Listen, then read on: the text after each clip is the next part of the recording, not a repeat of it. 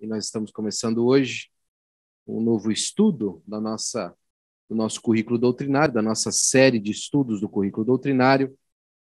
Eu tenho certeza absoluta que vai ser uma bênção para o seu coração.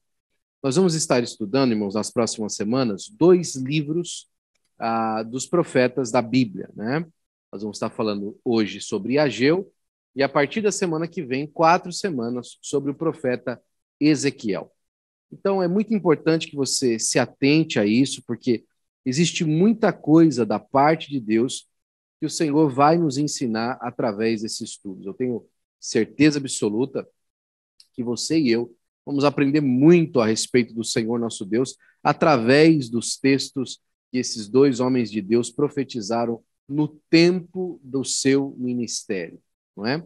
Eu gostaria que você abrisse mais uma vez em Ageu, no capítulo de número 1, versículo 10 e 11, a parte A do versículo 11, e diz assim a minha Bíblia e a sua também. Por isso retém os céus o seu orvalho, e a terra retém os seus frutos. E vi a seca sobre a terra, e sobre os montes, e sobre o trigo, e sobre o mosto, e sobre o azeite, e sobre a terra que produz. A nossa introdução vai dizer que Ageu foi o autor desse livro, do livro de Ageu, foi o próprio profeta Ageu, e o seu nome significa festivo, né? O livro de Ageu faz parte da coleção bíblica que nós chamamos de profetas menores, ok? A Bíblia tem 3 coleções de profetas, ok? Nós reconhecemos dentro da igreja cristã 2 categorias de livros proféticos, mas, na verdade, dentro da literatura hebraica, são 3 etapas de livros proféticos: o livro de Juízes, o livro de 1 Samuel, o livro de 2 Samuel, e depois, lá na frente, os profetas maiores, Jeremias, Daniel, Isaías e Ezequiel, e os profetas menores, no qual Ageu faz parte deles também, né? Os profetas menores e os maiores não são por causa do tamanho dos profetas, nem por causa do peso deles, ok? É porque os profetas maiores e menores, na verdade, é sobre a extensão da sua profecia, ok? Os profetas maiores são considerados maiores por conta da extensão da sua profecia, são muitos capítulos, né? Por exemplo, o livro de Isaías tem mais de 50 capítulos, 66 para ser mais exato. Ezequiel tem mais de 50 capítulos, Jeremias também mais de 30 capítulos. São livros extensos. E Daniel, que é o menor deles, tem mais de 12 capítulos. Ageu, por exemplo, que nós vamos nos debruçar no dia de hoje, tem apenas 2 capítulos. E o livro de Ageu, ele é importante porque é o primeiro livro depois do exílio, ok? O que isso tem a ver? Você lembra que o povo de Israel foi levado cativo por 70 anos para a Babilônia. Por que eles foram levados cativos? Porque eles deixaram de observar o dia do descanso, o dia do Senhor. Eles deixaram de observar por 490 anos, e esses 490 anos, sem a observância do ano sabático, foi feito com que Deus agora fizesse a terra descansar por 70 anos, levando eles cativos da sua terra. E durante o tempo do cativeiro do povo de Israel, muita coisa aconteceu. Você olha, por exemplo, e o pastor Adriel explicava para a gente na semana passada, esse estudo do pastor Cláudio, mas ele nos ministrou, que, por exemplo, quando você observa os livros dos profetas maiores antes, né, antes do momento ali onde acontece a ida para eles para o cativeiro, Deus está exigindo do povo que eles agissem com santidade. Olha, precisa de ser mais santo, precisa de agir de maneira correta, vocês precisam de andar direito, vocês precisam de observar as leis do Senhor. Mas depois do exílio, a chamada é para um concerto com Deus, né? Uma nova aliança com o Senhor. E Ageu está profetizando justamente nesse tempo, chamando o povo a uma nova realidade. E justamente nesse retorno do profeta do exílio, o profeta Ageu está dizendo ao povo aquilo que Deus estava falando. A volta do exílio é um momento muito especial para Israel. Eles passaram 70 anos cativos e agora eles estavam retornando. Mas quem acha que o retorno do exílio foi só paz e amor e o pessoal estava todo mundo contente, todo mundo alegre pelo retorno, se engana, né? Porque eles já tinham feito, já tinham se acostumado com o exílio, ok? Já tinham se acostumado em viver na Babilônia, porque eles já tinham acostumado com o carro da Toyota barato, eles já tinham se acostumado com dólar, eles já tinham se acostumado com tudo aquilo que representava morar na Babilônia. Então, para eles não era tão simples assim retornar para Israel. Muitos deles, na verdade, gostariam, na verdade, de ter ficado. Quando, por exemplo, se faz o primeiro censo do retorno dos sacerdotes, Esdras ali nos dá um glimpse, nos dá uma noção de que o pessoal foi meio obrigado para voltar. Os sacerdotes não queriam voltar para Israel. Eles não queriam recomeçar o trabalho lá de Israel. Eles não queriam reestabelecer o culto a Deus. Muitos deles queriam ficar onde eles estavam, né? E Ageu e Zacarias, que é outro profeta desse mesmo período, profetizam para o povo a respeito daquilo que Deus desejava para o seu povo no meio desse retorno. Nós temos, por exemplo, o Salmo, se eu não me engano, 137, que eu citei alguns dias atrás, quando o Senhor trouxe de volta os cativos de Sião, nós estávamos como os que sonham. Então a nossa boca se encheu de júbilo e nossos lábios se encheu de riso e se diziam entre as nações, grandes coisas fez o Senhor por estes. Grandes coisas fez o Senhor por nós e por isso nós estamos alegres.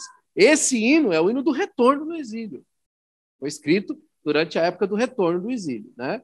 Inclusive, é interessante para você, como curiosidade, o livro de Salmos foi organizado depois do exílio, ok? Quem organizou o livro de Salmos foi Esdras e aquela turma que estava ali com ele.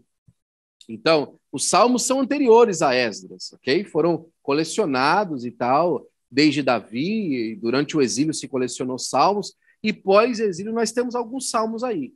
Mas eles foram organizados como livro, como inário de Israel, depois do exílio, ok?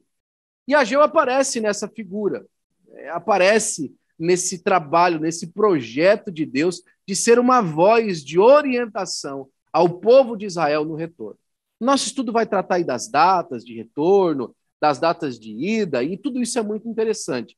Mas eu gostaria de debruçar com você a respeito de algumas coisas que marcam a nossa vida na mensagem e propósito de Ageu. E está aí na frente no seu estudo, aí tem, por volta da página 4, tem ali mensagem e propósito.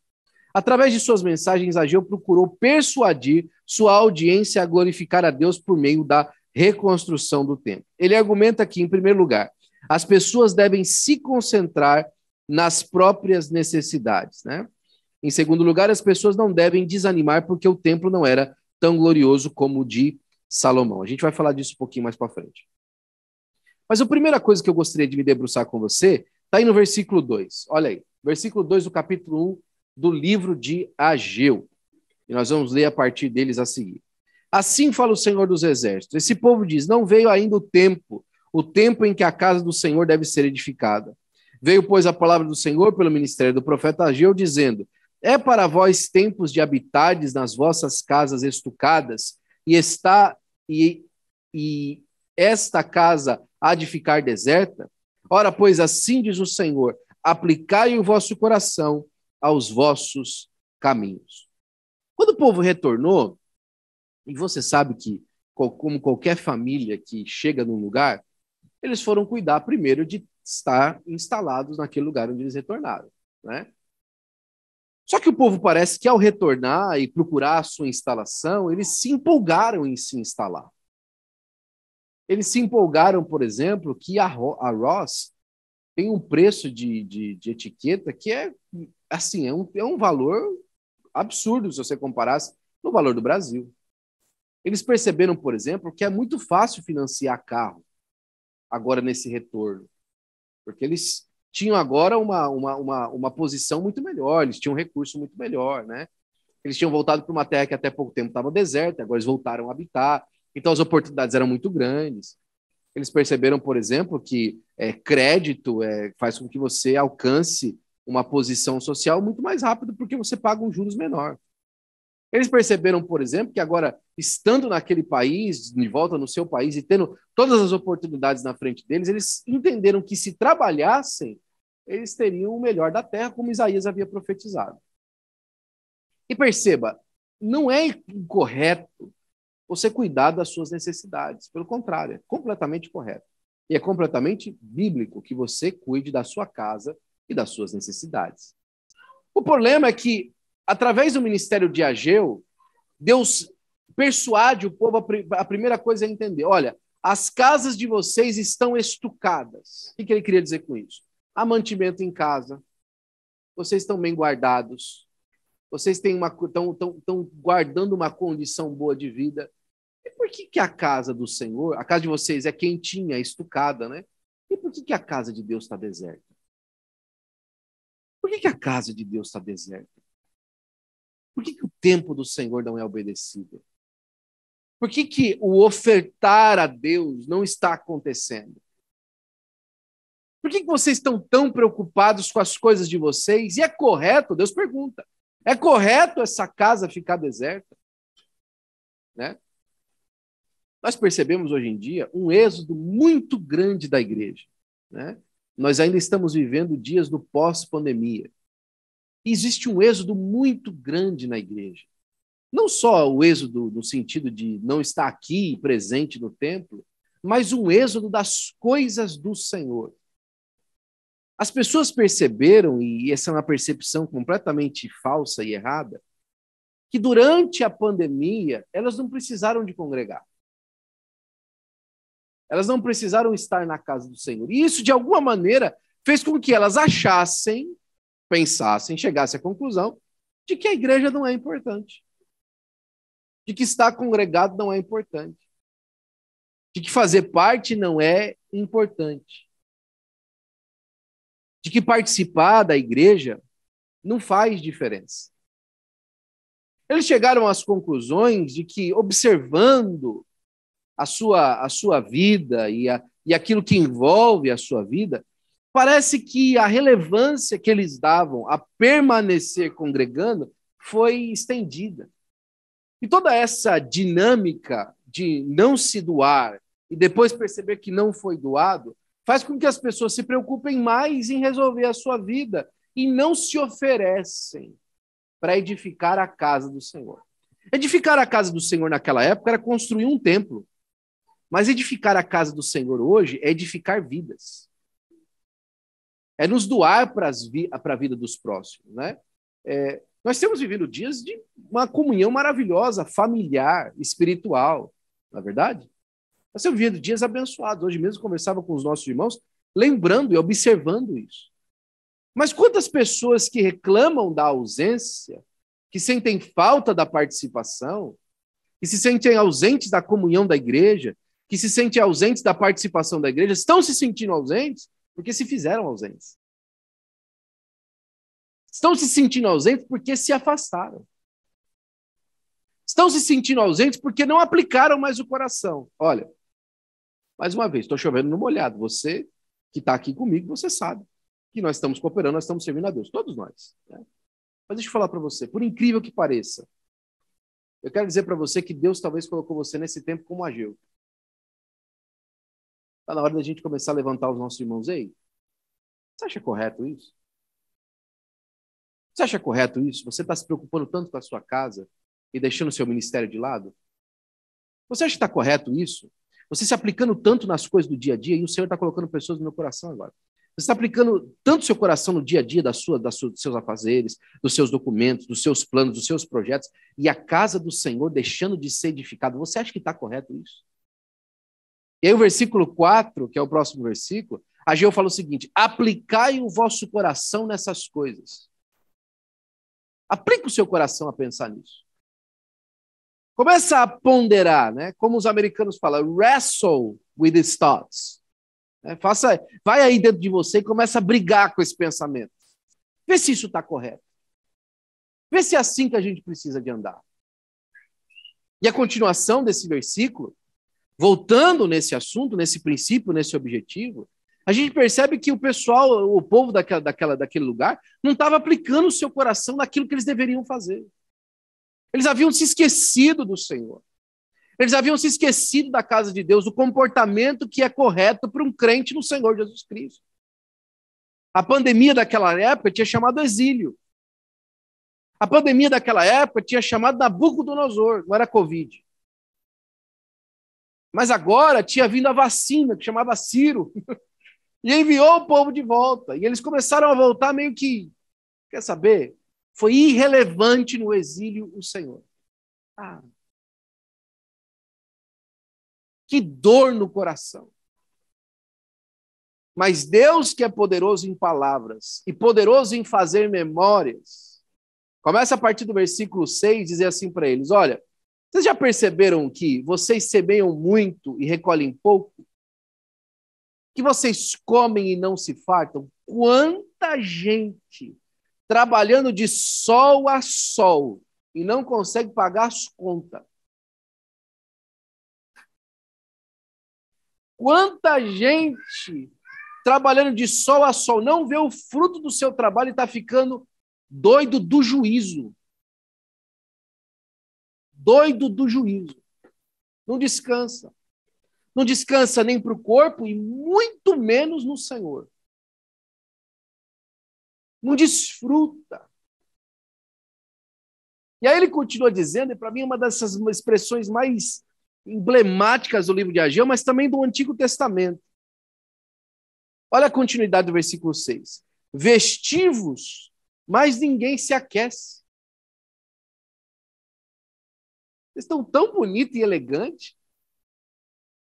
Eu dei um pulo essa semana, fui em um parque de diversão aqui próximo, com alguns irmãos, e a irmã que estava com a gente falou assim para a gente, falou assim: pastor, você percebeu que esse povo está aqui lotado nesse parque de diversão? Todo mundo com cara séria, sisudo, ninguém sorri.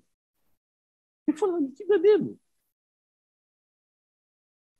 O ticket, se a gente for entrar lá no parque pagando o ticket, a gente recebeu isso com carinho de alguns irmãos, é $200 por pessoa. $200 por pessoa. Uma família de 5 gasta fácil $1.000 para entrar num parque de diversão. Fora a lotação que está dentro daquele lugar, filas de até 160 minutos para usar um brinquedo por 2 minutos e meio. Fora isso, ok? As pessoas que estão andando no parque, sisudas, tristes, se vestem, mas não se aquecem. Tem recurso, mas não faz diferença.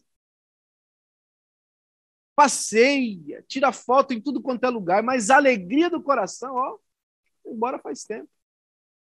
E essa parte aqui, que é aquilo que eu comentava com você agora há pouco, eu acho interessante. E o que recebe salário, recebe num saquetel furado. E aquele que recebe o salário parece que recebe numa bolsa furada. Ele vai andando, na hora que ele chega em casa, cadê o dinheiro? Poxa, mas eu trabalhei tanto. Eu estou vendo aqui, eu recebi tanto. Cadê o dinheiro? Não percebeu.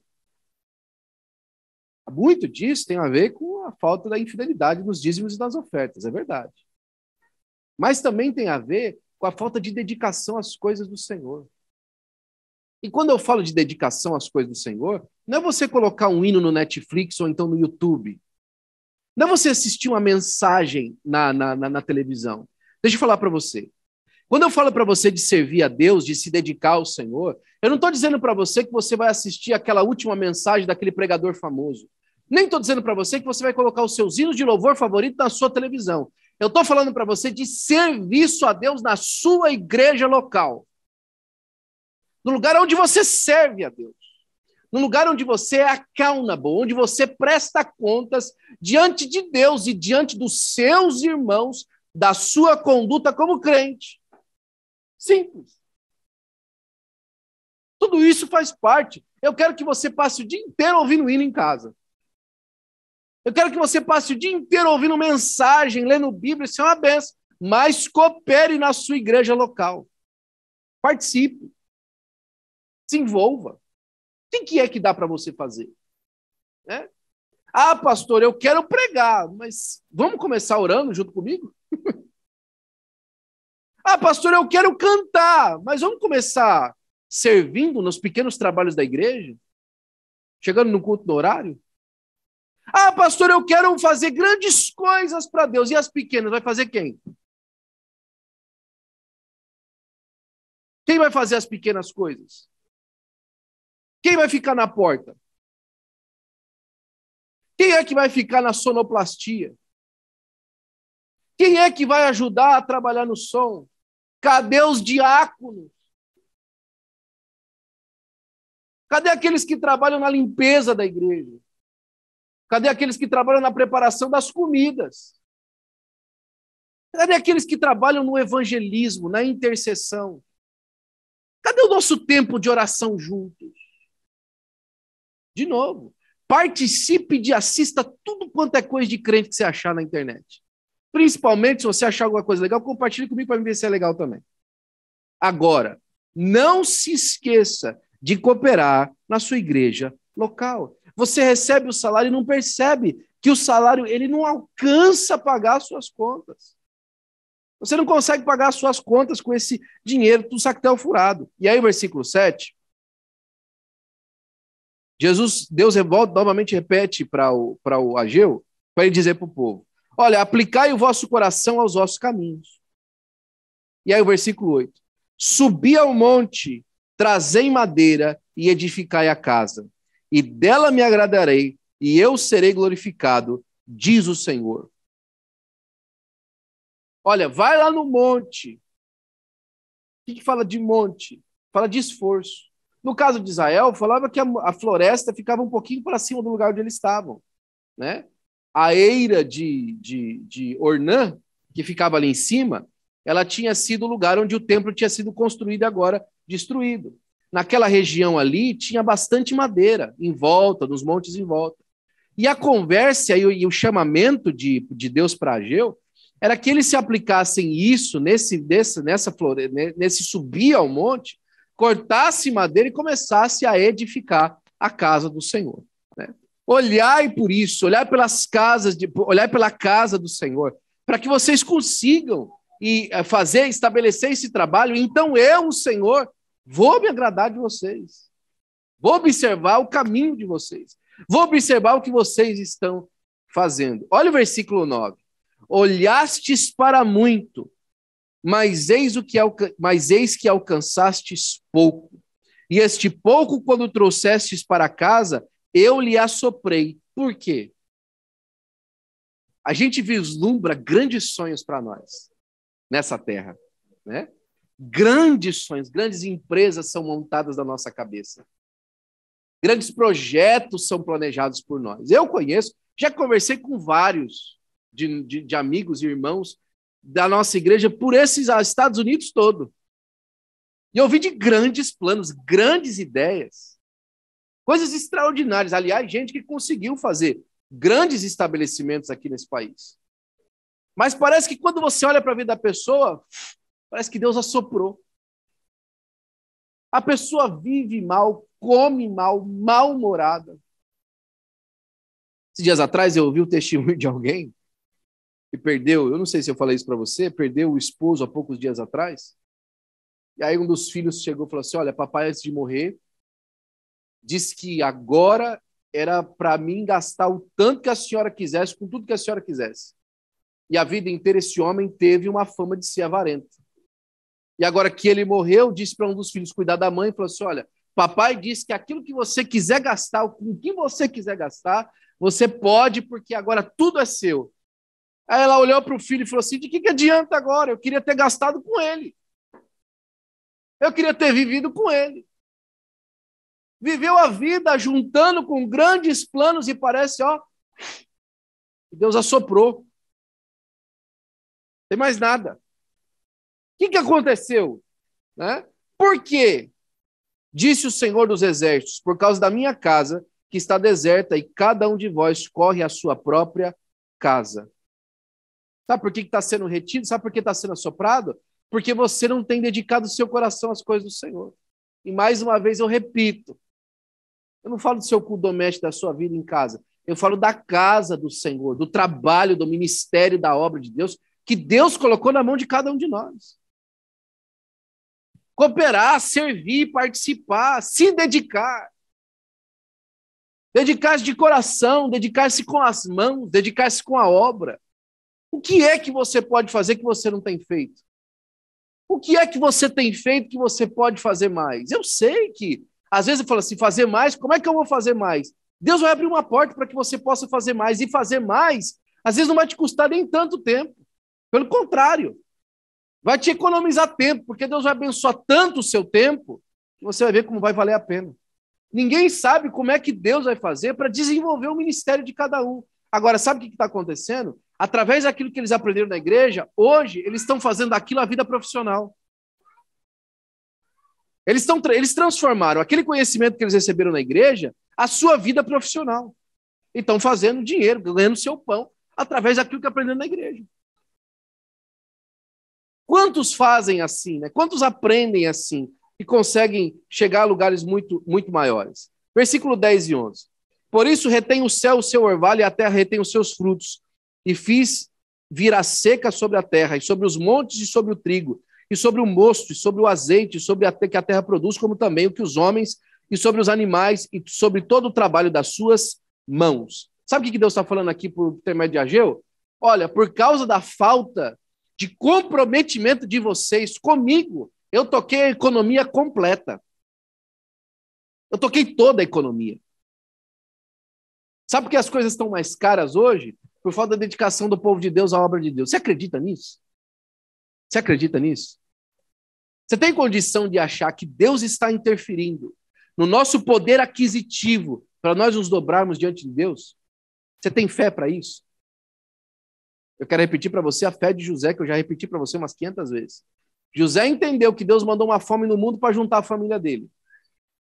Você acha que Deus pode mandar hoje uma dificuldade financeira para você dobrar o seu joelho e começar a se dedicar mais à obra de Deus? Você acha que Deus pode estar chamando a sua atenção para transformar a sua perspectiva de vida, para que você sirva a Deus numa escala e numa esfera maior? Dá para crer nisso? Ou você acha que é tudo obra do acaso? É tudo culpa do Joe Biden e do Donald Trump?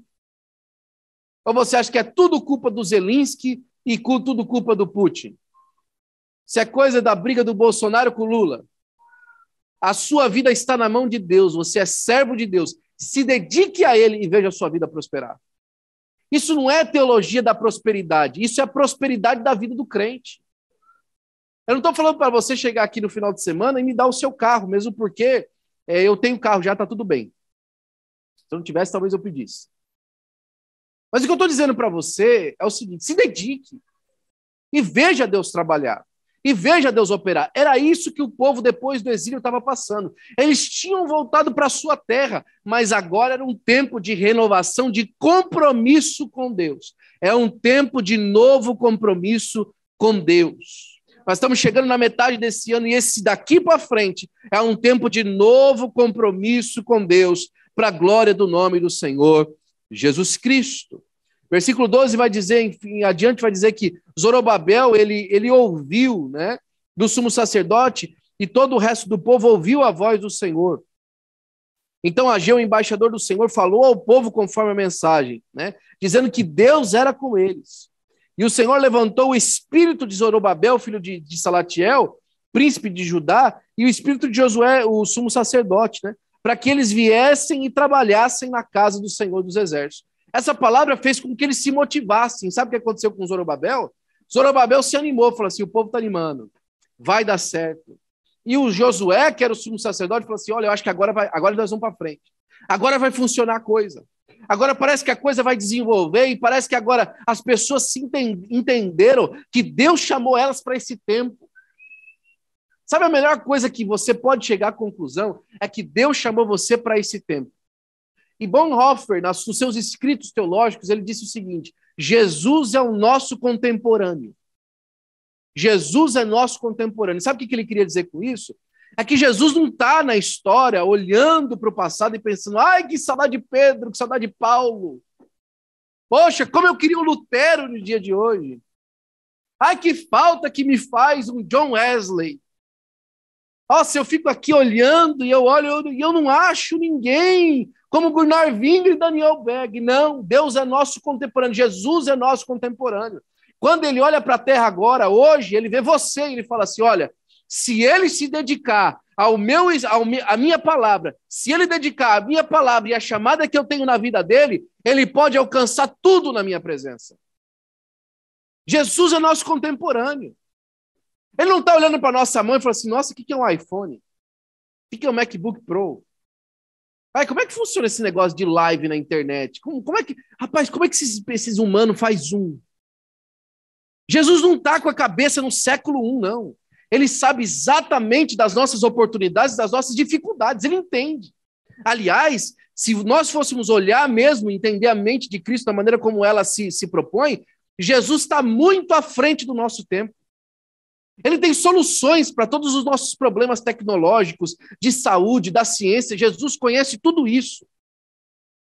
Então nós não podemos olhar para a nossa situação e achar que nós estamos desamparados nesse mundo e nesse tempo. Não. Jesus é nosso contemporâneo e tem solução para hoje. Animar o nosso coração e falar para nós, vai dar certo. Vocês vão chegar lá, vocês vão conquistar, vocês vão conseguir.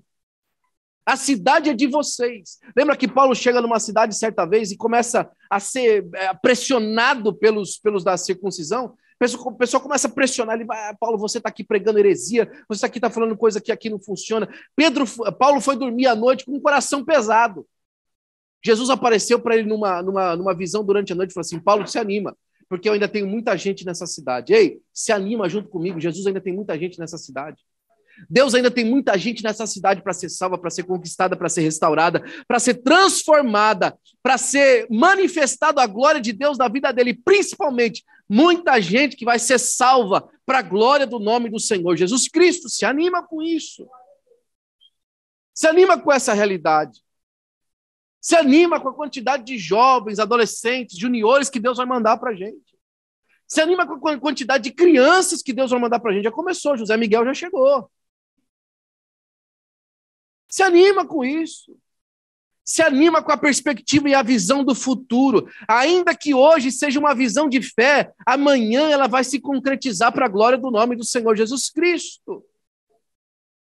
É tempo de voltar do exílio, é tempo de sair para fora, é tempo de renovo, é tempo de transformação para a glória do nome do Senhor Jesus Cristo.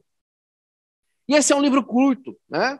E aí que chega justamente já a parte do capítulo 2, e a gente já está quase terminando a nossa mensagem também. Na parte do capítulo 2, você percebe que o trabalho agora já tinha se desenvolvido, já tinham começado a fazer alguma coisa. E lembra que a Ciro, né, ele manda os valores para começar a reconstrução do templo. Esse período é o período do primeiro retorno. Zorobabel, depois Esdras e depois Neemias.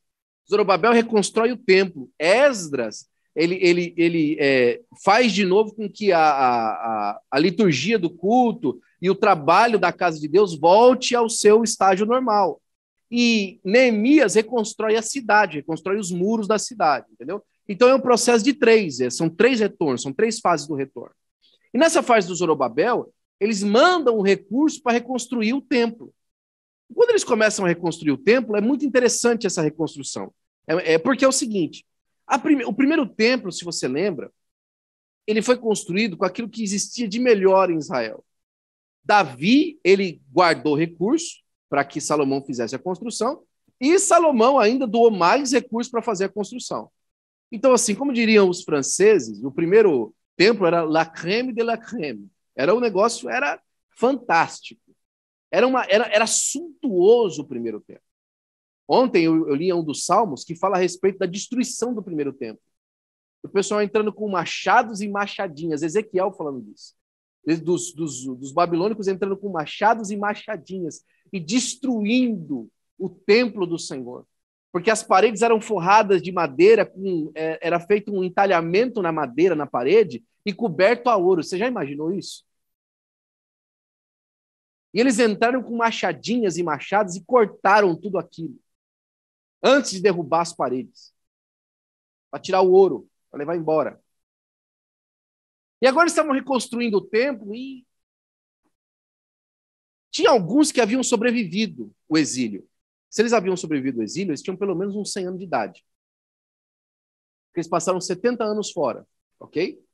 Aí tem mais a idade que eles foram levados para o cativo, eles já tinham que ter visto o templo, e agora eles tinham retornado de novo. E Ageu começa a fazer a profecia, se não me engano, a partir do versículo 4 ou 5. Vamos dar uma olhadinha? Fala agora a Zorobabel, filho de Salatiel, príncipe de Judá, e a Josué, filho de Zodaque, sumo sacerdote, e ao resto de todo o povo, dizendo, versículo 3, quem há entre vós, tendo ficado, viu esta casa na sua primeira glória? Faz a pergunta, ei, vocês lembram do primeiro templo? Vocês lembram da casa na primeira glória? E aqui eu faço um gostinho para os irmãos brasileiros. Lembra da Assembleia de Deus no Brasil? Lembra da igreja no Brasil? Gente, igreja no Brasil. Uma porta dessa, num lugar perto do aeroporto, em São Paulo, Assembleia de Deus, isso aqui está apinhado. Cheio de gente, sai de gente pelo ladrão. Um culto assim, tal, que a gente tem a oportunidade de cantar um hino, com equipamento assim, do jeito que a gente tem, isso aqui estava apinhado de gente. Ainda mais uma igreja que é sede de setor ainda, gente do céu. Já não cabia mais aqui. A gente ia ter pelo menos umas 300, 400 pessoas sentadas. Porque isso fala o quê? Da pujança, do poderio da igreja. O que o Ageu está perguntando para Zorobabel e o pessoal que estava lá, ei, vocês lembram dessa casa na primeira glória? Vocês lembram de como as coisas eram? Você lembra daquela alegria de ver as coisas de Deus sendo estabelecidas e aquela coisa espalhada, o pessoal vindo com aquela sede para participar? Você lembra disso? E aí ele faz a pergunta completando. E como vê agora? Como vocês veem agora? E aí eu quero lembrar você que o segundo templo foi construído com material doado. O primeiro templo foi construído com dispôs de guerra, com ouro retirado do ouro de Ofir, com madeira de sândalo que tinha perfume quando você cortava ela. Quando você deitava ainda o ouro quente em cima do sândalo, ele soltava um perfume, que aquilo nunca mais saía do ouro, ficava impregnado. Agora a madeira, cetim. Madeira comum. Era diferente. Os comentaristas falam que essa pergunta de Ageu é porque os velhos passavam e olhavam o templo e eles choravam de tristeza de ver o segundo templo. Choravam. E como é que a gente pode estar fazendo isso aqui para Deus? Sabe, eu já conversei com amigos, com pastores, né, que falam assim, nosso resultado nos Estados Unidos é zero. Nosso resultado como igreja nos Estados Unidos é muito pequeno, é muito efêmero. Quantos deles acostumados a ganhar gente para Jesus na Praça da Sé de São Paulo? 50, 60. Parar de contar quanta gente vinha para Jesus. Cultos assim de ensino, onde o conteúdo teológico era muito menor. E o culto de ensino era simplesmente puxando a orelha dos crentes, disciplinando aqueles que não vinham no culto. E as pessoas estavam lá, eles lembram disso. E quando eles veem o resultado, né, aquilo que eles têm que fazer para conseguir trabalhar e fazer com que a igreja continue acreditando em Deus, eles choram. Eles se desesperam. Gente, como é que a gente vai fazer? Como é que nós vamos vencer no tempo que a gente... Eu já me animei lá atrás. Eu já vi que o povo ia começar, beleza, nós vamos começar a trabalhar, nós vamos começar a estabelecer a igreja, mas aí eu olho para como é que nós estamos estabelecendo a igreja e falo assim, meu Deus do céu, como é que a gente vai vencer? Porque eles choravam. Os velhos choravam de tristeza por ver a nova casa. Versículo 4. Como vedes agora? Aí, ainda terminando, né? Não, ainda versículo 3. Não é esta como nada em vossos olhos comparado com aquela? Versículo 4. Ora, pois, esforça-te, Zorobabel, diz o Senhor, e esforça-te, Josué, filho de Josadaque, sumo sacerdote, e esforçai-vos todo o povo da terra, diz o Senhor, e trabalhai, porque eu sou convosco, diz o Senhor dos exércitos. Sabe o que Deus está falando aí? Você está vendo que é da dificuldade, não está? Você está vendo que as coisas talvez no passado te traz aquele sabor de saudade, não é? Pois então, se esforça, se anima. Sabe por quê? Sabe por que você tem que se animar? Porque eu estou com vocês. o maior recurso que a igreja precisa é a pessoa do Espírito Santo de Deus com ela. E isso ela tem. Isso nunca vai faltar para uma igreja sincera. A presença do Espírito Santo de Deus. Olha, ela pode não ter o melhor microfone, ela não pode ter os membros mais preparados nos mais variados tipos de departamento, ela pode não ter o pastor mais preparado, ou mais elegante, ou mais intelectual que ela possa ter, mas o que ela sempre vai contar é com o Espírito Santo de Deus para ajudar a igreja a vencer todas as etapas da vida. Ela pode contar com isso. Ela pode contar com o Espírito de Deus, ela pode contar com a unção do Espírito Santo de Deus para vencer e quebrar todo o jugo para a glória do nome do Senhor Jesus Cristo. Versículo de número 6. 5, na verdade. Segundo a palavra que concertei convosco quando saístes do Egito, e o meu Espírito habitava no meio de vós, não temais. Sabe o que Deus está falando? Ei, lembra de toda a minha história com você. Lembra da minha caminhada com vocês como povo. Lembra por onde vocês já passaram. Então, continua o mesmo. O pastor Renan, de vez em quando, me mandava, logo quando ele chegou do Brasil, ele me colocou a par dos corinhos de fogo lá do Brasil, né? Os corinhos do círculo de oração e tal, né? Jeová de guerra, varão de guerra, aqueles hinos de fogo e tal, que tinha no círculo de oração. E o hino que ele me mostrou, nossa, eu colocava aquele hino e ficava ouvindo o hino repetidamente umas 500 vezes. E o hino de uma irmã no Brasil, lá da Zona Leste de São Paulo, e o refrão do hino era: eu não mudo. E ela falava assim: quando Israel se viu em problemas, eu ajudei. Quando José clamou, eu apareci. Quando Abraão confiou, eu honrei. Eu não mudo. Eu não mudo. Deus está falando para nós hoje, através dessa palavra. Deus não muda. Sabe de uma coisa? Principalmente quando a gente que é casado, todos nós casados aqui, a Clara vai entender isso um dia. Mas todos nós que somos casados aqui, a gente olha para o cônjuge e fala assim: eu queria tanto que ele mudasse, ou que ela mudasse nesse sentido. E a nossa esperança é um dia que ele ou ela realize que, para ela fazer a gente mais feliz ainda do que a gente já é com ela ou com ele, é ele mudar ou ela mudar aquilo ali que ela faz. Essa é a nossa maior esperança em Deus, que ele nunca mude. Que Deus nunca mude. Que Deus nunca deixe de ser essa pessoa maravilhosa que ele é para nós. E isso é uma garantia dele. Olha, tá vendo o Egito? Tá vendo por onde eu passei com vocês no deserto? Então, não teme. Não fica com medo. Eu fui com vocês durante todo esse tempo. Eu vou continuar sendo com vocês para a glória do seu próprio nome. Versículo de número 6. Porque assim diz o Senhor dos Exércitos: ainda uma vez, daqui a pouco, farei tremer os céus, a terra e o mar e a terra seca. Isso aqui é para a gente em Los Angeles, hein? Vou fazer tremer o céu, a terra, o mar e a terra seca, o deserto aqui em volta. Vai tremer tudo. Ainda daqui a pouco. Você sabia que em 1906, no ano onde aconteceu o avivamento da Rua Azusa, foi o ano que teve mais terremoto nos Estados Unidos? Você sabia disso? Ainda mais um pouco e ele vai fazer tremer a terra de novo. A terra vai tremer de novo e o avivamento vai chegar. A terra vai tremer de novo e nós vamos voltar a ver os milagres acontecendo da mesma forma que aconteceram no passado. A terra vai voltar a tremer e o céu, e nós vamos ver o sinal da maravilhosa bênção de Deus sobre a vida de cada crente e da igreja do Senhor Jesus Cristo. E farei tremer todas as nações e virá o desejado de todas as nações. E aqui ele fala do Senhor Jesus Cristo. Porque existe um desejo no mundo, naquele tempo e hoje, de que ele venha, de que ele resolva, de que ele, por uma vez por todas, mostre aquilo que é o certo, o correto e o justo para se viver. E eu encherei esta casa da minha glória, diz o Senhor dos Exércitos. Versículo 8.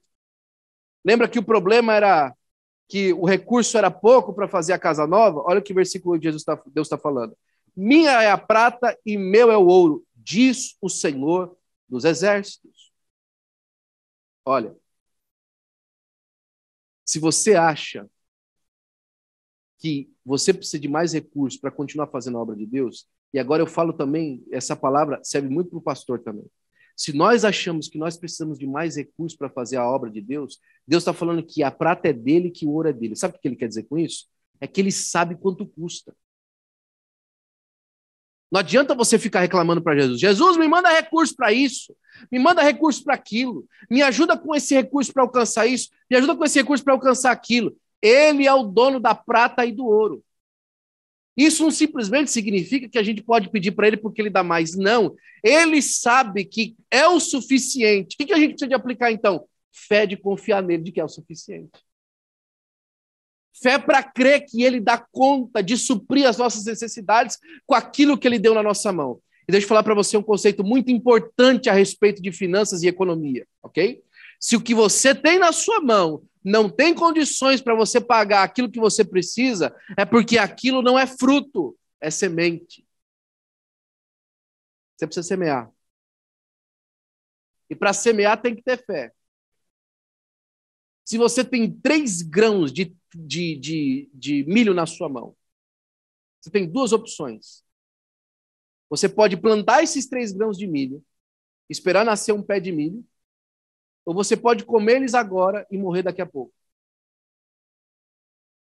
Mas como é que eu vou fazer até o pé de milho crescer, né? Você vai viver de fé. Você vai viver se apertando. Mas você vai investir o grão de trigo, o grão de milho, e ele vai germinar, ele vai nascer um pé de trigo e vai ser bênção para a sua vida. E quando eu falo isso, entenda isso na área financeira e material, mas entenda isso também na área espiritual. Há tempo que, para você ter mais tempo, você vai precisar de investir esse. Deixa eu falar uma palavra para você aqui. Se aquilo que você tem investido a sua vida não está lhe trazendo o recurso que você queria receber, está na hora de fazer um investimento diferente. É tempo de trocar o investimento. É tempo de começar a investir a sua vida em outras coisas. Talvez Deus causou essa circunstância justamente para trazer luz ao seu coração, que não era por aí para ir. Que não era esse o caminho a percorrer. E agora ele está te falando que ele é o dono da prata e é o dono do ouro. E ele sabe como investir na sua vida. E sabe que aquilo que ele colocou para você é suficiente para você vencer, para a glória do nome do Senhor Jesus Cristo. Estou terminando, prometo para você. Versículo de número 9. A glória desta última casa será maior do que a da primeira, diz o Senhor dos Exércitos. E neste lugar darei a paz, diz o Senhor dos Exércitos. 2 coisas importantes. Primeira coisa, a glória da segunda casa será maior do que a da primeira. Eles estavam observando a suntuosidade da primeira casa. Mas Deus fala aqui do kadosh, do peso da glória. O peso da glória. O peso da santidade de Deus. Que ela pesa. A glória de Deus pode ser traduzida no hebraico também como peso. Ela pesa. E as pessoas, e é um peso que realmente você sente de glória. É como se você estivesse sendo espremido. Lembra de Isaías vendo a glória de Deus? Eu estou sendo consumido pela glória. É pesado. E quando ele está falando a glória da segunda casa será maior do que a da primeira, ele está falando sobre o peso que a segunda casa tem. As pessoas estavam olhando a suntuosidade e falaram assim, nós ficamos famosos por conta da primeira casa. Nós ficamos famosos no mundo todo pela maneira como a primeira casa foi erguida. Porque você percebeu, por exemplo, no Brasil, fizeram uma réplica do templo, né, de Israel. Fizeram uma réplica do templo de Zorobabel ou de Salomão? Salomão. A suntuosidade. A expressão. O templo de Zorobabel ninguém quer saber, não. É feio. É com recurso de refúgio. Mas Deus fala assim, olha, vocês estão olhando para a fama. Vocês estão olhando para a grandeza de vocês. Eu estou falando para vocês do peso da influência. A influência pesa. Uma das maiores lições que eu recebi sobre ministério pastoral foi em 2013. Um pastor muito simples entrou num seminário que nós estávamos recebendo. E a gente não esperava muito dele, ninguém conhecia o nome dele no cartaz, a gente conhecia todos os outros. Ele é o único nome que eu não conhecia dele. Um professor de faculdade, de ministério, uma pessoa muito simples, cabelo branco, barba branca já, bem senhor. E a primeira frase da palavra dele daquela manhã, a primeira palavra que ele deu naquela palestra foi: nunca se preocupe com o alcance do seu ministério. Se preocupe com a profundidade dele. Nem todo ministério precisa de alcance, mas todo ministério precisa de profundidade. Se o seu ministério tiver profundidade, Deus vai poder dar a ele o alcance que ele necessita ter. Se ele tiver profundidade, Deus vai poder dar a ele o alcance que ele necessita ter. Nem todo ministério precisa de alcance, mas todo ministério precisa de profundidade com Deus. Às vezes é o que falta. E esse é o peso da glória. A influência. A influência que uma igreja que ora, uma igreja cheia do poder do Espírito de Deus faz numa cidade. Eu conheço várias comunidades dessa cidade, brasileiras e americanas, pinhada de gente. Mas e o peso da glória? O irmão, esses dias atrás, que teve uma visão de Deus e contou a visão, ele viu uma hoste maligna observando a igreja despreocupada. Despreocupava porque considerava o recurso da igreja. Falava, eles não têm recurso, pequeno. Eles não vão conseguir alcançar nada. Despreocupada. Mas em nome de Jesus, eu profetizo de olhos abertos e de muita consciência. Essas potestades ainda não conheceram o peso da glória de Deus através da minha, da sua, da nossa vida, dedicado de verdade à obra de Deus, transformando o lugar onde nós estamos. A glória da segunda casa será muito maior do que a da primeira. Para essa profecia, ela representava exatamente porque o Senhor Jesus Cristo não veio no templo de Salomão, ele veio no templo de Zorobabel, que foi reformado por Herodes. Jesus andou naquele segundo templo. E o segundo templo tem muito mais relevância para a história da humanidade com a pessoa do Senhor Jesus Cristo do que a do primeiro. É ele que representa realmente essa transição espiritual que Deus estava promovendo. E aí a parte do versículo final diz assim: e neste lugar darei a paz, diz o Senhor dos Exércitos. Isso é fantástico. Quem é que está dizendo que vai dar paz? O Senhor dos Exércitos. Aquele que conhece de guerra, aquele que conhece de batalha, aquele que conhece de vitória, aquele que conhece de luta, aquele que conhece de conflito, ele vai dar paz. Ele é quem vai dar paz. Agora, quando o Senhor dos Exércitos dá paz, quem é que renova? Quem é que tira a paz? E aí o Senhor Jesus Cristo, reunido com seus discípulos, diz assim: eis que dou-lhes a minha paz vos dou. Não dou a vocês como o mundo dá. No mundo tereis aflições, mas tem de bom ânimo. Eu venci o mundo. Como é que ele venceu o mundo? Ele é o Senhor dos Exércitos. Ele venceu. Está vencido. Sabe o que aconteceu lá no lugar, lá no templo de Zorobabel, quando Jesus falou assim, tetelestai, está consumado? Diz que uma espada cortou o véu de alto a baixo, abrindo o lugar santíssimo para o acesso. Você lembra por que o acesso era fechado? Porque os nossos pecados nos faziam distância, causavam distância entre nós e o nosso Deus. Nós estávamos em guerra com Deus. Agora o véu foi rasgado de alto a baixo. E Jesus, quando chega na frente dos seus discípulos, no capítulo 20 de João, o que ele fala para os discípulos? Paz seja convosco.